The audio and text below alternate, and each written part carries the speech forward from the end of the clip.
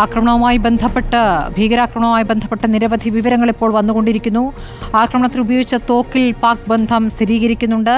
സ്ഥലത്തു നിന്നും M4 ബുള്ളറ്റുകൾ കണ്ടെത്തിയിരിക്കുന്നു. ആക്രമികൾ ഉപയോഗിച്ചത് US നിർമ്മിത ഭീകരരുടേത് എന്ന് സംശയിക്കുന്ന രേഖാചിത്രമാണ് ഇപ്പോൾ പുറത്തുവിട്ടിരിക്കുന്നത്. 6 ഭീകരരിൽ ഒരാൾ ഇങ്ങനെയാണ് കാണാൻ എന്നാണ് മനസ്സിലാക്കേണ്ടത്. 6 ഭീകരർക്കായി വ്യാപകമായ തിരച്ചിലാണ് ഇപ്പോൾ സൈന്യം നടത്തിക്കൊണ്ടിരിക്കുന്നത്. അതുമായി ബന്ധപ്പെട്ട വിവരങ്ങൾ പുറത്തു വരുമ്പോൾ ആക്രമികൾ ഉപയോഗിച്ചത് US നിർമ്മിത M4 കാർബൺ റൈഫിളുകളാണ് എന്നതിൻ്റെ സൂചനകൾ ലഭിക്കുന്നു.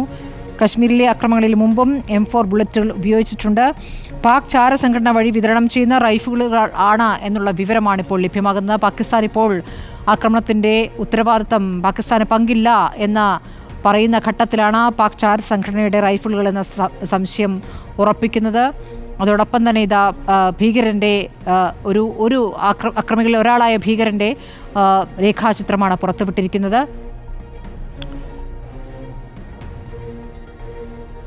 അവിടെയുണ്ടായിരുന്ന വിനോദസഞ്ചാരികൾ ആക്രമണത്തിൻ്റെ ദൃക്സാക്ഷികളായി നിന്നവരുടെ പ്രതികരണത്തിൽ നിന്നും തയ്യാറാക്കിയ രേഖാചിത്രമാണ്. ആക്രമികളെത്തിയത് പ്രാദേശിക പോലീസ് യൂണിഫോം ധരിച്ചാണ് എന്നും അവിടെ രക്ഷപ്പെട്ട ആളുകൾ പറയുകയുണ്ടായി. സൈനികരുടേതിന് സമാനമായ മുഖംമൂടി ധരിച്ചുകൊണ്ടാണ് ഇവർ ആളുകൾക്ക് നേരെ വെടിയുതിർത്തത്.